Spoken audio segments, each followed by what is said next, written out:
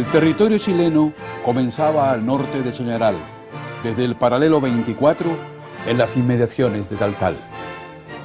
Mineros chilenos descubren salitre en Antofagasta, a la época territorio boliviano, y han instalado una floreciente industria calichera que ha permitido desarrollar su puerto y edificar una importante ciudad donde sus habitantes son mayoritariamente chilenos. Según el censo de 1878, su población era de 8.500 habitantes, de los cuales el 75%, unos 6.500, son ciudadanos chilenos. El resto son ciudadanos bolivianos, argentinos, peruanos y de otras nacionalidades. Bolivia ha sido fundamentalmente un país de altiplano, reticente al mar, alejado del mar. Entonces nunca desarrolló una política de desarrollo de la costa, ¿no?, que le había pertenecido durante algún tiempo. Y entonces Chile, digamos, llenó el vacío. Las empresas chilenas, los ingenieros, los empresarios, capitalistas, los obreros fueron a Antofagasta y virtualmente cambiaron la fisonomía de esos lugares. Introdujeron la industria salitrera y se creó toda una realidad dependiente de Chile. El presidente de Bolivia, Hilarión Daza, ante los problemas económicos de su país, decreta un impuesto a las exportaciones de salitre chilenas, aumentando con 10 centavos a cada quintal de salitre que exporte la Compañía Chilena de Salitres y Ferrocarriles, empresa compuesta por capitales chilenos e ingleses. Porque había un tratado según el cual no se podían subir los impuestos a las empresas chilenas que trabajaban en el litoral boliviano. En determinado momento Bolivia sencillamente lo hizo, pasando por encima del tratado o desvirtuándolo en el fondo del tratado. Y esto entonces enardeció naturalmente a los chilenos, al gobierno. ¿Quién ha descubierto ahí el cobre? ¿Quién la plata? ¿Quién el guano? ¿Quién el salitre? Chile, y siempre Chile. Ahora solo falta que Chile sepa sostener con la debida arrogancia sus derechos al litoral. La compañía salitrera se niega a pagar el nuevo impuesto. Entonces, las autoridades bolivianas ordenan la suspensión inmediata de los embarques de salitre, decretando el embargo y remate de todos sus bienes. Al fracasar las gestiones diplomáticas y en una sesión especial del gabinete chileno, el presidente Aníbal Pinto, ante la solicitud de ayuda de los chilenos que trabajaban en esos territorios, envía al blindado Cochrane y ordena al coronel Emilio Sotomayor, el 14 de febrero de 1879, desembarcar y ocupar el puerto de Antofagasta. Continuar soportando los desmanes y abusos de las autoridades de Bolivia habría sido una punible debilidad de parte del gobierno de Chile. El presidente Hilarión Daza, junto a sus generales, jefes y oficiales del ejército boliviano, emiten la siguiente declaración. Ante el inaudito atentado que el gobierno de Chile ha consumado, ocupando por la fuerza el litoral boliviano y provocándonos una guerra para la que no teníamos voluntad, protestamos contra el incalificable acto de deslealtad y de barbarie ejecutado por el gobierno chileno en Antofagasta. Juramos 1000 veces más que no envainaremos nuestras espadas antes de vengar el ultraje que Chile ha inferido a Bolivia. ¡Viva Bolivia! ¡Abajo el salvaje gobierno de Chile! Entonces el Perú, asustado también con esta presencia chilena, que podía amagar a su propio territorio de Tarapacá, donde había salitreras chilenas también, empresarios chilenos, entonces está de acuerdo en celebrar un tratado secreto con Bolivia, que es de protección mutua, digamos. Cualquiera de los dos países que fuese atacado por otro produciría la unión de las armas de los dos países en forma defensiva, ¿no? Pero evidentemente que el tratado está hecho contra Chile, y eso, cuando se conoció en Chile, sembró las dudas sobre el Perú, reinó la desconfianza, se vio que había una alianza de lo más peligrosa para nuestro país, y entonces viene la reacción, que es la guerra. Telegrama, La Moneda, abril 4 de 1879. Hoy quedan firmadas las declaraciones de guerra al Perú y Bolivia. Mañana se remitirá a usted por telégrafo el texto de ellas. Ante los anuncios de guerra, los atacameños se intranquilizan por la suerte que podría correr su territorio fronterizo con Bolivia. La guerra con Bolivia preocupa grandemente la atención de los habitantes de la provincia de Atacama.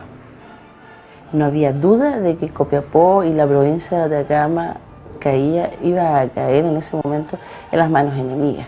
Por tanto, era necesario defenderlo.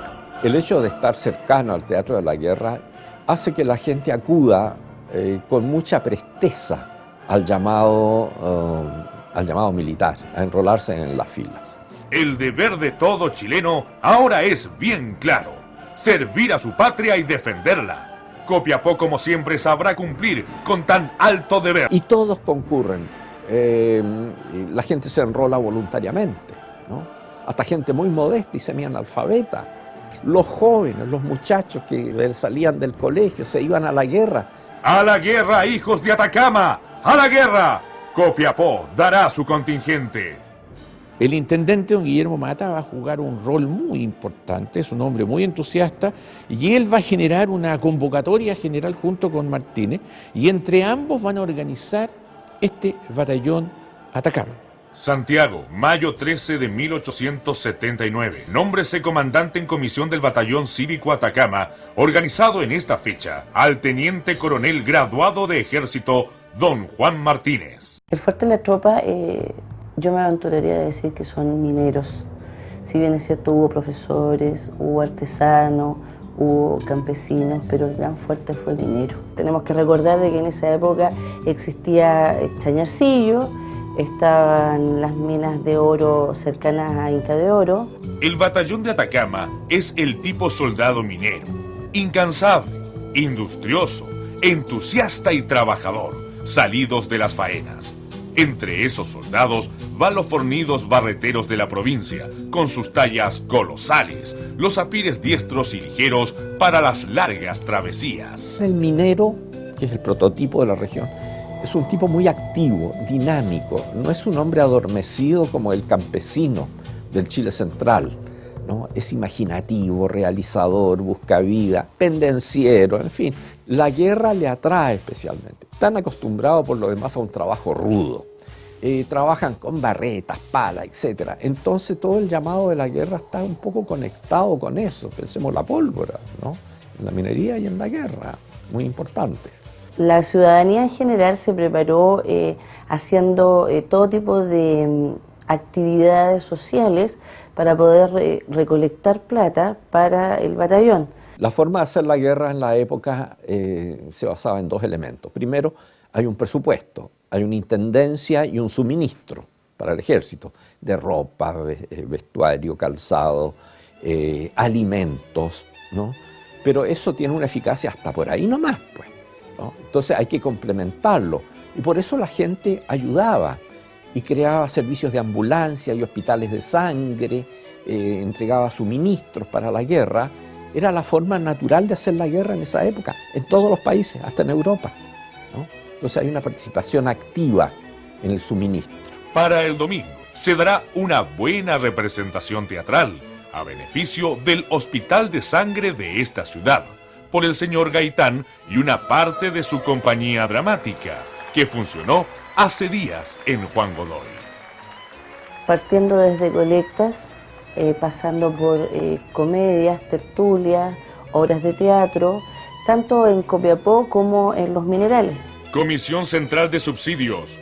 Por acuerdo de la Junta Directiva, se cita a los señores que componen la comisión a reunión para mañana 30 a las 7:30 p.m. en la Sala Municipal. Copiapó, abril 29 de 1879. Manuel Antonio Mata, Tomás Gallo, Olegario Olivares, Segundo Rojas, Baltasar de Osa, Anselmo Caravante, Carlos María Sayago, Abdón Garín, Juan Hernández, Bruno Mon, Avelino Vallejos. La señora Adela Antonia de Ruiz y la señorita Tránsito Melgarejo de la Subdelegación de Tierra Amarilla han remitido la suma de 425 pesos y 17 centavos. Nosotros participamos en los batallones de Atacama por ser pertenecientes a dos troncales importantes, dos familias muy pero muy antiguas de Copiapó. la familia Santana y la familia Marré. Mucha de nuestra familia contribuyó a la Guerra del Pacífico en la conformación de los batallones de Atacama, agregando una gran cantidad de respaldo en financiero, en ropa, y también lo que es más importante para nosotros, entregando nuestras vidas. Nosotros, al enrolarnos en los batallones de Atacama, morimos nuestros antepasados luchando por nuestro país, porque nuestro país fuera lo que hoy día es. Por lo tanto, estamos orgullosos de haber entregado una parte importante de nuestra sangre para que fuera nuestro país mejor lo que es hoy. Continúan algunos caballeros de esta ciudad obsequiando a los voluntarios de las brigadas algunas ropas para la campaña, sobre todo ropa blanca, ya que tiene que procurársela con sus saberes. El batallón estaba de civil nomás, con sus propias tenidas, digamos. Entonces, psicológicamente fue muy importante cuando empezaron a llegar las primeras tenidas, sobre todo cuando llegaron los primeros buques de Francia y todo, y a las unidades le asignaron lo que había. Y en el Atacama, lo que yo, por investigaciones que he realizado, pienso que se le entregó, fueron tenidas de parada del ejército. Un kepí azul-negro con vivos rojos, una levita larga, 3/4, digamos, también azul-negro. Si ustedes ven los grabados que hay y el nombre que le pusieron a la unidad, esos uniformes casi negros con estas levitas largas, de ahí salió el nombre de los padrecitos, con que los conocieron como si fueran capellanes de unidades, y con la cual el Atacama hizo en gran parte toda la guerra, digamos. Entonces, este batallón Atacama, que es movilizado, es llevado a Caldera para su instrucción militar y para cumplir un segundo propósito, para fortificar Caldera frente a un potencial operación naval. Para evitar un desembarco, se construyeron dos fuertes. Ya había uno en el lado sur y otro en el lado norte de la bahía de Caldera. Tomó un rol decisivo alguien que sería después quizás la encarnación misma del batallón Atacama, el entonces subteniente Rafael Torreblanca. Él había estudiado ingeniería en minas, por lo tanto entendía el tema, y él construyó los fuertes. Los fuertes están muy adelantados. Hace ya 12 días que está mi compañía destacada en el Fuerte Norte. Cada vez estoy más complacido de ir acompañando a soldados como los que tenemos. Se han comportado con el aplomo y serenidad de viejos veteranos, con entusiasmo y alegría que manifiestan en sus rostros.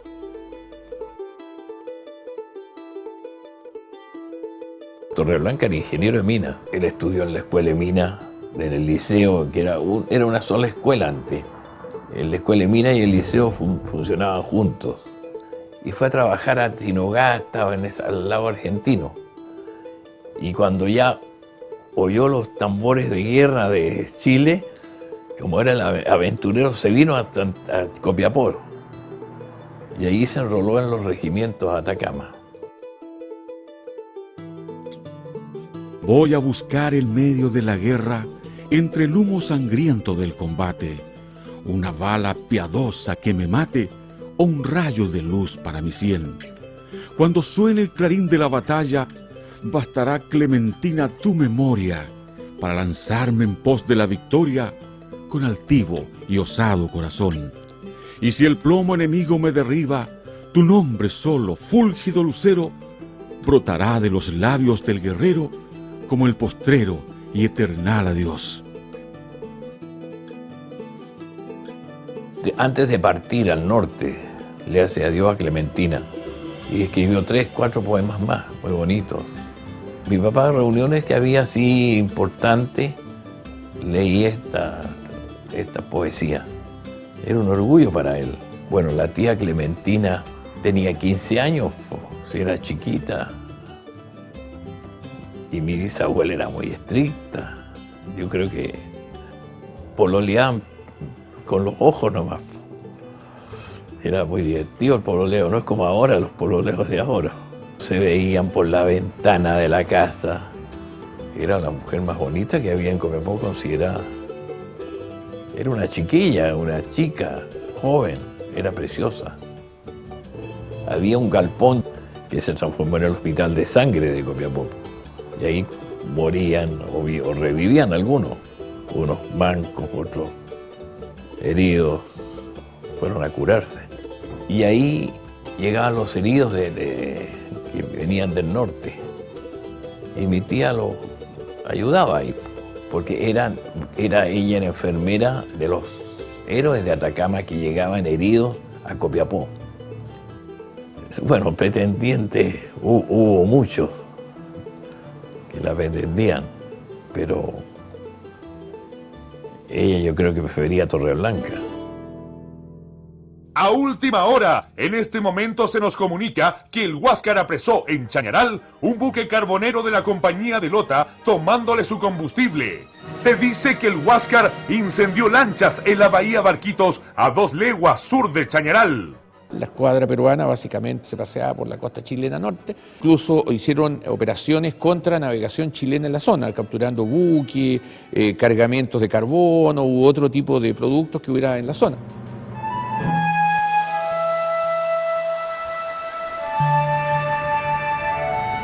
El dominio del mar era un factor fundamental para decidir el curso posterior de la guerra entre Chile y la Alianza Perú-Boliviana. La escuadra peruana basaba su poder en el monitor Huáscar. La captura de las naves peruanas pasó a ser el principal objetivo de la Armada chilena. El 21 de mayo de 1879, en el combate naval de Iquique, el monitor Huáscar logra hundir a la corbeta chilena Esmeralda, la cual estaba al mando del capitán Arturo Prat Chacón, el que al morir durante el combate se convierte en el mayor héroe naval chileno. El mismo día, la goleta chilena Covadonga, al mando del capitán Carlos Condel y tras hábiles maniobras en aguas poco profundas, logra hacer encallar al blindado peruano Independencia. La pérdida de esta importante nave representa un golpe irreparable para el Perú. El combate decisivo de la campaña naval tuvo lugar en Punta de Angamos el 8 de octubre de 1879, cuando el monitor Huáscar, al mando del capitán peruano Miguel Grau, es capturado por la Armada chilena. Chile tomó el control total del mar en la costa boliviana y peruana, dando inicio a la campaña terrestre de la guerra. Parece que por fin se decidió el gobierno a invadir el territorio peruano y que nosotros no seremos de los últimos. Nuestro embarque se efectuará allá por los alrededores del 10 del próximo mes. Cariños, Rafael. El batallón se embarcó en Caldera. Era su puerto natural, considerando que era la única parte en Chile en esa época que tenía una muy buena y eficiente vía férrea, el tren de Caldera a Copiapó. Eso permitía transportar las tropas y traer refuerzos. Entonces el batallón se embarcó en Caldera y de ahí viajó hasta Antofagasta. El siguiente paso de la guerra era la campaña terrestre. La actividad militar en Antofagasta se acentúa con la expectativa del enfrentamiento de los ejércitos por los territorios. Se había reunido un contingente de 10.000 hombres. El ejército más numeroso que ha tenido la República hasta el momento se preparaba con celeridad.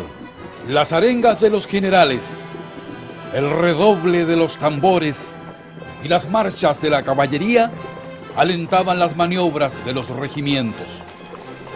El 16 de octubre de 1879, el batallón Atacama desembarcaba con sus soldados.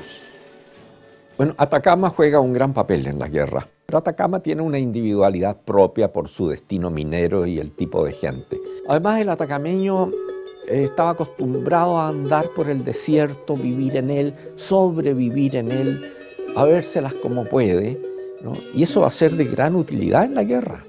El Atacama merece por su disciplina y por su entusiasmo ir a la vanguardia del ejército. Lo que hizo el Atacama, que tenía gente que, como la mayoría eran mineros, podía repechar cerros, hicieron unas cargas a la bayoneta fuera de Antofagasta, delante del general Arteaga, que era el comandante en jefe del ejército, que quedaron todos impresionados, y por lo tanto el Atacama también fue incorporado en la lista de las unidades que iban a participar en esta campaña que empezó en Pisagua.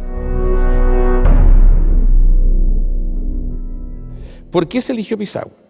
Porque Pisagua era, al desembarcar nosotros en Pisagua, nos colocábamos al medio del grueso de las fuerzas aliadas que estaban en Iquique y del resto del ejército aliado que estaba en la zona de Tacna y Arica. Entonces automáticamente cortábamos al ejército aliado en dos. Zarpamos de Antofagasta y después de muchas cavilaciones llegamos al amanecer del 2 del presente frente a Pisagua. A las 7 de la mañana, nuestros buques de guerra rompieron sus fuegos sobre sus dos fuertes. A las 9 horas, 12 o 15 botes se pusieron al costado de nuestro vapor. Éramos los designados para poner los primeros el pie en tierra. Lo que nosotros habíamos mandado a la playa en la primera ola eran 450 hombres, más o menos 3 compañías, 150 cada uno, 2 del Atacama y 1 del Zapadores, ¿verdad? Ellos desembarcan en la playa en condiciones muy difíciles. El adversario tenía una línea de pozos de tiradores a lo largo de la playa, por lo tanto yo antes de desembarcar estaba recibiendo el fuego de esa gente y por lo tanto los últimos 300, 400 metros fueron bajo el fuego de la línea adversaria. Instantes después saltaba a tierra. Entre una granizada de balas, nada sacábamos con quedarnos allí. Gritando, ¡a la carga!, me lancé entonces, espada en mano, sobre la primera trinchera, arrastrando en pos mira a 60 soldados. El espacio que hay entre el pie del cerro y el mar es muy escaso, no llega a cuadra, 2 cuadras, digamos. El espaldón del cerro tiene 400 metros de altura. Entonces, por lo tanto, una vez que se desembarcara, las unidades tenían que subir el cerro, y para subir el cerro, el único camino era, no había camino, era el terraplén de la vía férrea. Y el terraplén de la vía férrea había sido fortificado como con parapetos con sacos de arena, digamos. Por lo tanto, el atacante o podía trabajar siguiendo el zigzag que daba este camino, o trepar siguiendo los senderos cerro arriba. Y para eso, obviamente, la gente más adecuada eran los mineros del Atacama. El cerro es medanoso, así que llegamos ahí extenuados de fatiga. Después de algunos minutos de descanso y de fuego, asalté la primera línea del ferrocarril. Se requería bastante adrenalina, primero para ir subiendo el cerro, sujetándose para no caerse, y en segundo lugar, combatiendo. Con 8 hombres resolví subir 4 metros más arriba. En esta subida me mataron 2 hombres. A fuerza de gritar y hacer señales, subieron algunos soldados más, y entre ellos un corneta. Varios destacan que iba un oficial que justamente con su espada iba marcando la línea de avance de su gente, en este caso de la compañía en la cual estaba integrado, y ese era justamente Rafael Torreblanca. Él iba trepando el cerro junto con su gente. Hice llamar a la carga, y a las 2 de la tarde clavaba una bandera chilena en la cima del cerro, en el campamento boliviano.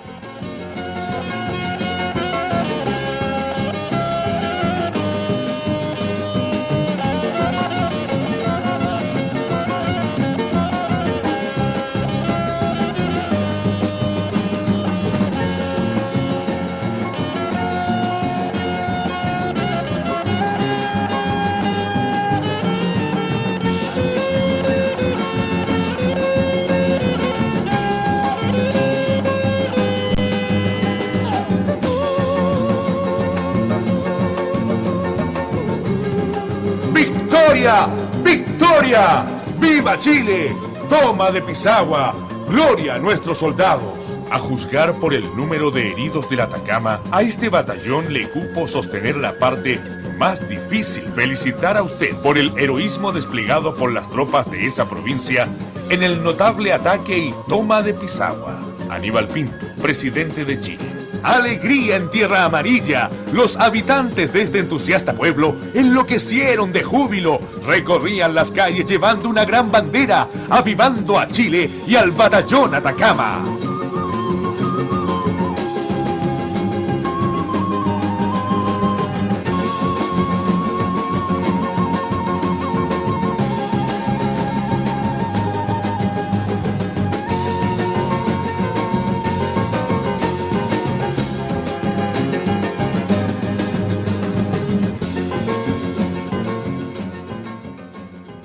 Los peruanos tomaban pisco con pólvora. Nosotros tomábamos aguardiente con pólvora. Es decir, estaba considerado el dar un elemento estimulante, especialmente para los nervios, para la atención. Lo que yo sí sé que con un buen trago de aguardiente la gente psicológicamente cobra valor. Eso no es nada nuevo. Las unidades se fortificaban interior y exteriormente, digamos, antes de entrar en combate. Entonces, ¿qué es lo que hacía el soldado? Tomaba un cartucho, es decir, los proyectiles de época eran calibre 11 milímetros, por lo tanto los tiras eran de este porte. Yo sacaba la cabeza de plomo y el resto de la vainilla que tenía pólvora y que era pólvora negra, que ha sido unos efectos, pero atroces, digamos, ante esto. Entonces, esa la disolvían con el aguardiente que normalmente los soldados llevaban en la cantimplora, digamos. Y se tomaban su trago. Yo te creo que también hay un factor psicológico muy trascendente. Los soldados peruanos usaban pisco.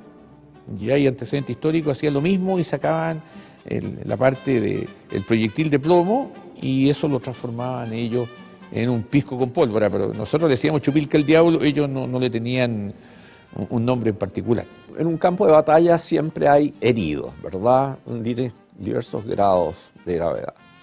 Entonces, ¿qué hacer con los heridos que van quedando detrás de las líneas de avance de una fuerza? Esos heridos, no todos están bien heridos, y algunos simulan ser heridos. Entonces vuelven a tomar el fusil y atacan por la espalda. Entonces, ¿cómo prevenir eso? Rematando a todo el que está herido, aunque esté moribundo, pero matarlo, ¿no? Ahora, esto no era general, ocurrió algunas veces. Una batalla es imprevisible y una batalla no la puede planificar nadie, ni todo lo que pasa en ella, ¿no? Entonces, eso era lo que ocurría. Pero insisto en que la devolución de prisioneros fue altísima. Anteanoche como a las 8 llegó el tren extraordinario que conducía a los heridos del Atacama en Pisagua, que serán atendidos en el Hospital de Sangre, donde se les tenía preparado un excelente local.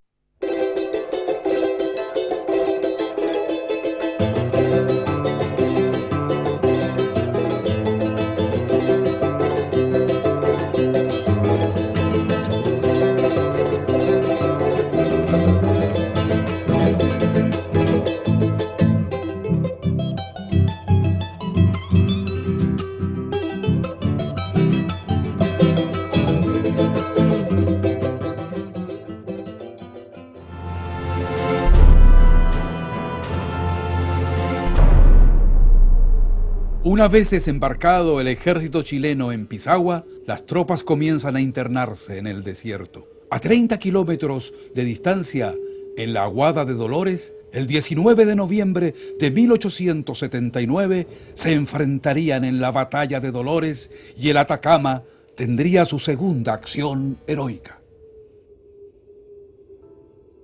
San Francisco de Dolores es un cerro largo que está orientado de norte a sur. Al oriente de este cerro corría la vía férrea que venía desde Pisagua y llegaba hasta Aguasanta. El ejército chileno colocó el cuarto de línea con el Atacama y el Coquimbo en el cerro San Francisco. Y en el segundo cerro estaba el Buin, el Navale, el batallón Bulnes. La caballería quedó a la retaguardia en reserva y cada una de estas agrupaciones recibió una o dos baterías de artillería. El enemigo, en número de 10.000, se encontraba próximo. Las avanzadas de cazadores a caballo nos decían al pasar que de un momento a otro principiaría el choque. Nuestras fuerzas no pasaban de 6.000 a 7.000 hombres. Tomamos nuestras posiciones de combate, con la misión de sostener 6 piezas de artillería allí colocadas. Como parte de la artillería, llegó ese mismo día en la mañana, movilizado ante la información de que venía el ejército aliado. Una de estas baterías, la batería del sargento mayor Salvo, quedó a media ladera, en una saliente que hay del cerro. Y por lo tanto, la misión del Atacama y del Coquimbo era proteger la batería de los ataques adversarios cerro arriba que se produjeron. Aquí, como en Pisagua, nos tocó el puesto de honor. A las 3 de la tarde en punto, un cañonazo nuestro lanzado sobre el enemigo, que avanzaba lentamente, y un ¡Viva Chile! De todo el ejército, fue la señal de desafío. Los artilleros y la tercera y cuarta compañía que los protegía recibían en esos instantes el fuego de todo el ejército enemigo, y su situación fue desesperada. el mando aliado se dio cuenta que el punto más vulnerable de la línea chilena era justamente esa batería, porque estaba muy avanzada respecto del resto de las unidades. A las 4:30, el Cepita y otros cuerpos enemigos dieron una carga sobre la artillería de montaña, llegando valientemente hasta el pie de los cañones. Mientras Salvo con su gente, a revólver, carabina Winchester, culata y sable defendía la batería, se mandó al Atacama y al Coquimbo en apoyo justamente de la batería Salvo. Ordenó el comandante Martínez cargar la bayoneta, al teniente Moisés Arce y a mí con una parte de la segunda compañía. Las balas y granadas llovieron sobre nosotros. La tronadura fue espantosa. Y ahí se produjo el entrevero, el cuerpo a cuerpo, el empleo del corvo. Incluso se cuenta que se encontraron muchas colleras, como se dijeron, es decir, infantes chilenos, Perú, boliviano, ensartados mutuamente en las bayonetas, digamos. El choque de todo el ejército enemigo ha sido, pues, rechazado por el Atacama. Desde ese instante, el enemigo emprendió su retirada. Y las fuerzas bolivianas se retiraron del campo, la caballería peruana abandonó el campo prácticamente sin combatir, toda la artillería quedó abandonada. En esta acción, las unidades con más bajas fueron el Atacama y el Coquimbo, porque fueron los dos que se emplearon en combate cuerpo a cuerpo. 11.000 Perú bolivianos derrotados por 6.000 chilenos. Muchos prisioneros, heridos y muertos. Oficiales del Atacama muertos. Capitán Ramón Vallejo, subtenientes Andrés Wilson y José Blanco. El teniente Abinagoitis viene herido en el Copiapó. Vallejo murió instantáneamente por una bomba que le vació completamente el estómago. Al capitán Vallejos y a los subtenientes Blanco y Wilson los enterramos en la cima del cerro. Los soldados estaban cavando zanjas con algunas bayonetas cuando llegó por ahí el general Escala. Se detuvo y, meneando tristemente la cabeza, murmuró: «Son tan bravos como humanos». Nadie pronunciaba una sola palabra, pero las lágrimas brillaban en todas las miradas a medida que la tierra los cubría. En una tosca cruz que colocamos sobre su tumba, escribí con un lápiz: «Cayeron entre el humo del combate, víctimas del deber y del honor, denodados y heroicos compañeros, valientes de Atacama. Adiós, adiós».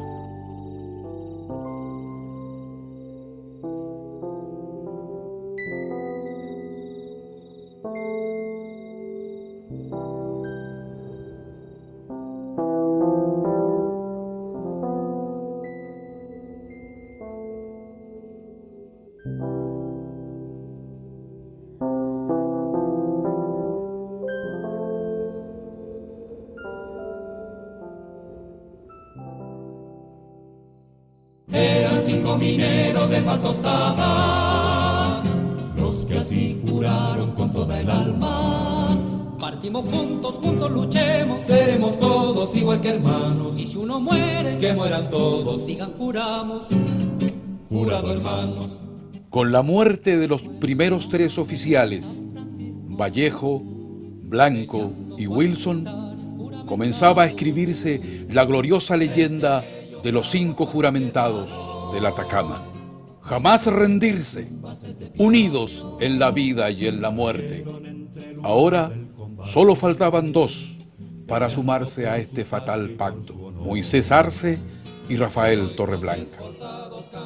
La cultura chilena ha inmortalizado este juramento en novelas y canciones. Jorge Inostroza, en su famosa novela Adiós al séptimo de línea, hace referencia al juramento de los atacameños.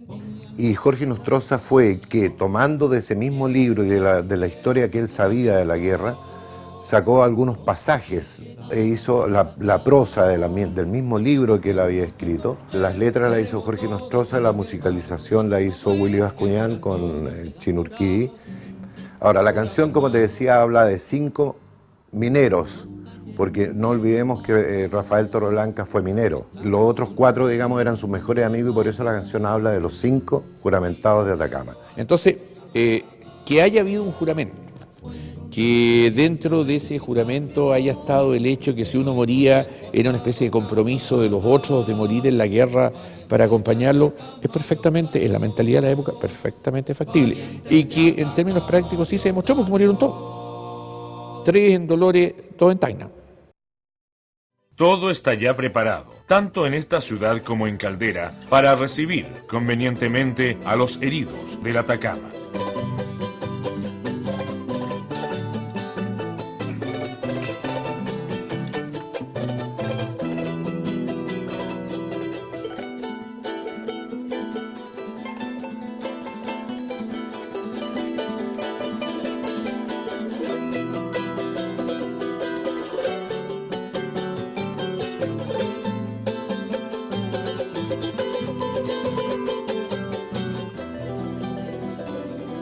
Las cantineras eran mujeres que cumplían un rol específico dentro del ejército. Las cantinas eran cajas del servicio sanitario que llevaban hilas, remedios, vendajes.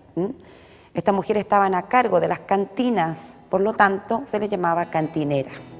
El rol fundamental de las cantineras era actuar como enfermeras. De hecho, cuando había una batalla y luego que esta terminaba, estas mujeres iban al campo de combate, se acercaban a los heridos, ¿no es cierto?, andaban con un barrilito, generalmente con licor, le daban de beber para calmar los dolores, le hacían curaciones también de primer tipo. Filomena Valenzuela, ella fue cantinera del Regimiento Atacama. Su rol fue básicamente de cantinera y dentro de cantinera como enfermera. Al margen de eso, a ella se le conoció como la Pati del regimiento. Le gustaba la música, la poesía, entonces lo que ella hacía era organizar reuniones donde se hacían alegorías patrióticas, todas o poesías, pero todas con un hondo contenido patriótico. Entonces en el fondo ella daba ánimo, reavivaba el espíritu patriótico en los soldados chilenos cuando estaban decaídos, sobre todo los más jóvenes. Esta famosa Pati del regimiento también fue conocida con el nombre de Madrecita. Y ella se integró al Atacama porque iba siguiendo a su hermano, Juan II. Ahí tenemos el caso típico de una mujer en la Guerra del Pacífico.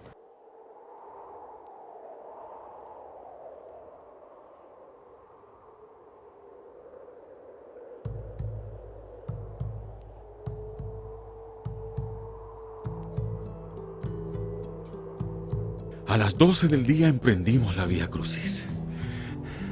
Atormentados por la sed, principia a apretar el sol. La marcha ha sido atroz. No tenemos agua, porque la locomotora que nos traía un estanque se ha descarrilado. Durante todo el día, el calor y el polvo nos sofocan.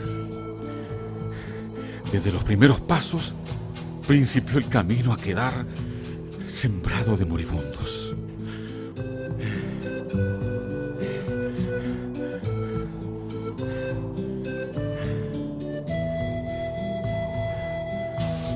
Un teniente del Santiago y algunos soldados han muerto de insolación.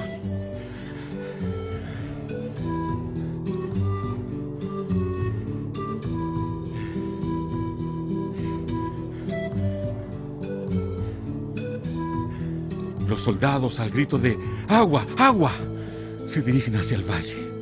Una legua más allá encontramos un estanque con agua.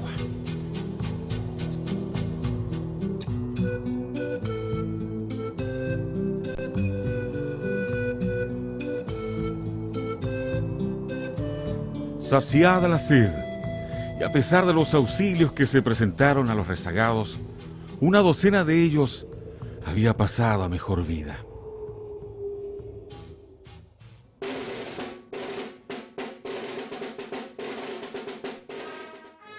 Los chilenos hicieron un reconocimiento de su siguiente campo de batalla. Lo que nosotros hicimos fue repetir un poco lo mismo. Y nosotros desembarcamos en Pisagua para dividir en dos el ejército aliado que estaba entre Iquique y las de Tacna y Arica. Ahora vamos a desembarcar en Hilo Pacocha para aislar el primer ejército peruano del sur, el ejército boliviano entre la zona de Tacna y Arica, con el segundo ejército peruano del sur que está en Arequipa. Arequipa queda al norte de este lugar. Entonces las tropas chilenas desembarcaron y vía férrea y marchando ocuparon Moquegua en el interior. Y de Moquegua sale el camino que enlaza con Arequipa pasando por la cuesta de Los Ángeles. Por lo tanto, yo tenía que tomarme la cuesta para cerrar la puerta de las tropas que estaban en Arequipa. Esta cuesta había sido objeto de acciones militares desde muy antiguo en guerras civiles peruanas. Los peruanos le llamaban las Termópilas peruanas, porque nadie que había estado en este cerro había perdido. Y nadie que había tratado de subir el cerro había logrado hacerlo. Por lo tanto, se requería gente con experiencia, y el minero de época era un hombre que trepaba cerros, exploraba, etc. Entonces, se requería gente con mucha habilidad y mucha capacidad de trepar y mucha seguridad en sí mismo para trepar un cerro que tiene más de 500, 600 metros de altura. Cuando principió a aclarar, reconocí que seguíamos una cuchilla del cerro. El día anterior habíamos considerado esta cuchilla a propósito para esta empresa. La trepada del cerro fue en la oscuridad. Y para trepar usó los yatacanes, ¿me entiendes tú? Y fueron clavando los yatacanes. El yatacán de la época, a diferencia de las bayonetas de ahora que son cortitas, es este yatacán de 50 centímetros de largo, que por lo tanto es un excelente peldaño, y fueron pisando, y el último hombre iba recogiendo los yatacanes de los que estaban más arriba. Más arriba, asomamos a un filo desde donde divisamos las trincheras enemigas, y aunque con peligro de arrancarnos, nos apresuramos a tomar por la ladera opuesta y redoblamos nuestras precauciones. Y ellos estaban en ese momento justo encima de la posición adversaria, que estaban disparando 200, 300 más abajo. Alcanzábamos ya la cima del cerro, cuando nuestros cornetas tocaron ataque y todos nos lanzamos a la bayoneta. Nos descolgamos enseguida como una avalancha sobre las trincheras. Y el batallón se dejó caer cerro abajo y simplemente produjo el caos más absoluto. El adversario se desorganizó y Baquedano en ese momento atacó por el frente y la posición adversaria se hizo insostenible y tuvieron que replegarse rápidamente por el camino de Arequipa para evitar ser envueltos. 15 minutos después, subía a las trincheras el general Baquedano y dijo al Atacama: para valientes como vosotros no hay imposibles. Por lo tanto, en esta ocasión es cuando el regimiento, el batallón Atacama en ese momento, fue regimiento para la campaña de Lima, se transformó prácticamente en los hombres más famosos de Chile. En nombre, pues, de la patria agradecida y de sus ciudadanos, diga usted a los jefes, oficiales y tropa del Atacama que han merecido bien al país porque han cumplido notablemente su deber. Ministro de Guerra Rafael Sotomayor. Todo el honor de la jornada cupo al ya afamado desde Pisagua Batallón Atacama, Benjamín Vicuña Maquena. Por lo tanto, el que hubiera este batallón Atacama, muchos tienen que haber pensado que yo, tenían pacto con el diablo, qué sé yo, por el estilo, porque ¿cómo pudieron trepar el cerro? ¿Cómo pudieron hacer estas cosas? Entonces, si yo ya le doy un concepto mítico a una unidad adversaria, cada vez que aparezca esa unidad, yo no me voy a quedar a ver si es verdad o no es verdad lo que me contaron, yo me voy. Entonces, obviamente, este batallón Atacama, después de Dolores, y los que habían sabido, tenían vivencia o estuvieron en Dolores y vieron la carga del Atacama, y después ven los que estuvieron allá, es decir, cuando el Atacama entra en acción son peligrosos. Es decir, lo ideal es estar en cualquier parte del campo de batalla, menos justo frente donde va a estar actuando el Atacama.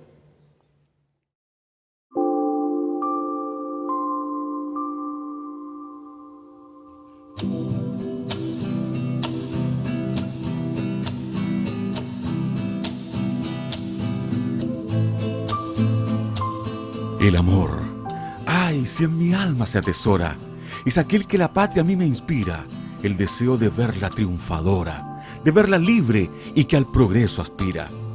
En campaña soldado y no poeta, mi lira yo soy un refulgente acero y mi música el toque de corneta que a cumplir su deber llama al guerrero.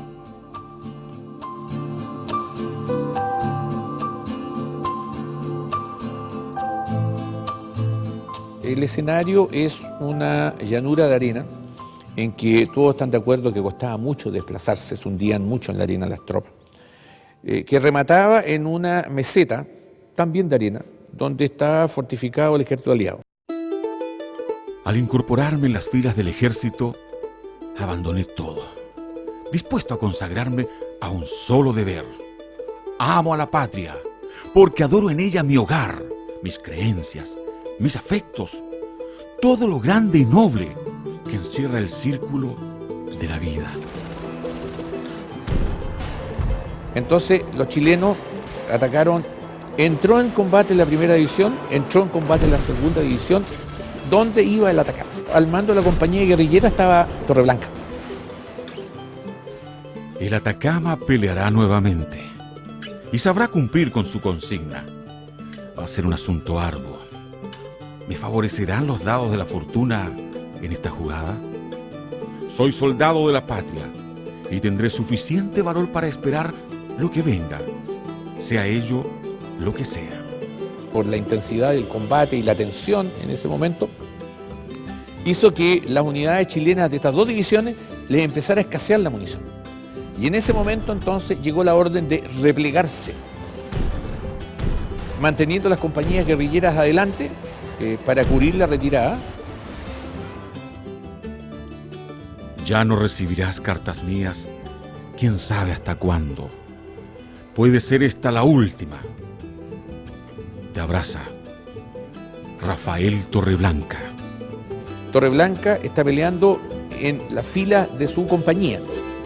Y en esa misma compañía está, pero montado, al capitán Moisés Arce. Y Arce ve una de las unidades adversarias que viene avanzando y con la espada en la mano ataca al portaestandarte de la unidad para tratar de arrebatarle el estandarte a este adversario, digamos. Entonces, cuando Torreblanca va a ir hacia donde está él, recibe el balazo.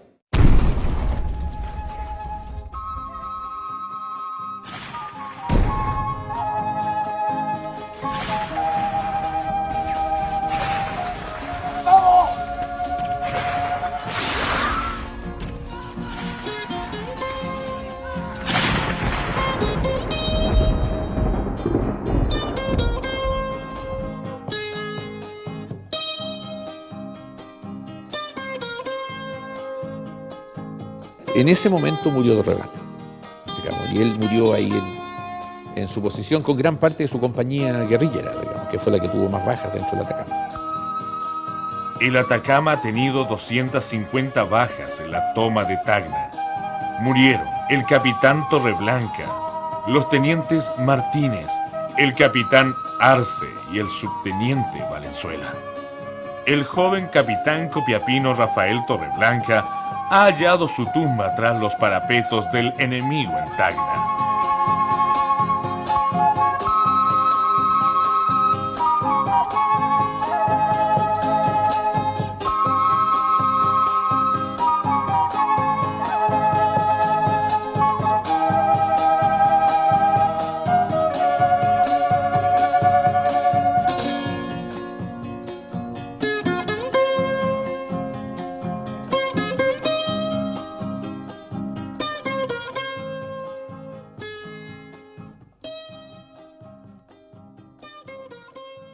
Entonces Torreblanca, digamos, el primero en llegar a la línea adversario, el último en irse, digamos. Sabemos que su muerte ha sido la de un héroe y así desearíamos que luego figure en la historia de la inmortalidad. Nuestro pésame a toda su honorable familia y un recuerdo a nuestro inmortal amigo Rafael II Torreblanca. También en el combate y mandando otras compañías murieron los dos hijos del comandante Martínez, Melitón y Gualterio Martínez, digamos. He visto caer a mis dos hijos, a mis amigos, a mis mejores oficiales.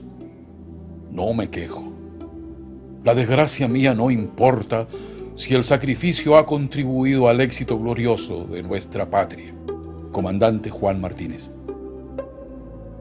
Hubo 5 oficiales muertos y 7 heridos, 78 tropas muertos y 205 heridos. El total de las bajas ha sido del 50%. En la batalla, la unidad perdió a los restantes 2 juramentados del Atacama, Arce y Torreblanca. Cada día estoy más orgulloso de tener a mis órdenes a esos valientes que en vez de soldados son leones en el momento de la acción.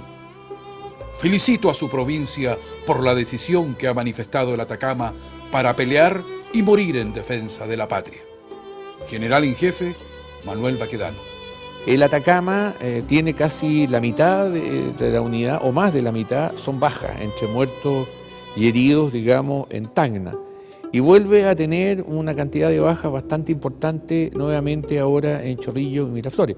Es decir, nosotros podríamos pensar perfectamente que la unidad perdió más de la mitad, o quizás más, de los que se enrolaron originalmente y que terminaron la guerra.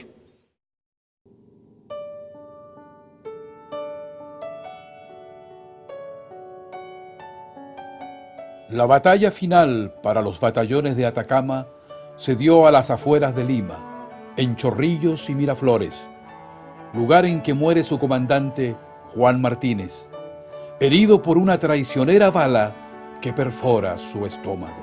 El ejército chileno ocupa Lima, la capital del Perú, el 18 de enero de 1881.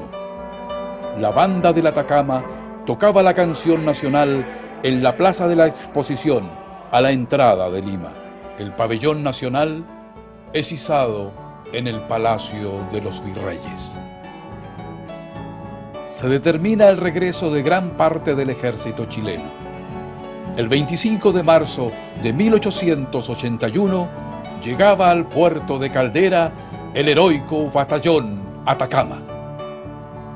El Atacama en algún momento viajó en ferrocarril hasta Copiapó, y eso fue apoteósico, las iglesias, las campanas al vuelo, se hizo una gran ceremonia cívica, recibió todo tipo de honores, saludos, felicitaciones, coros de colegios en las calles, flores, arcos de triunfo, toda la ciudad en las calles, y de ahí el regimiento desfiló hasta la plaza.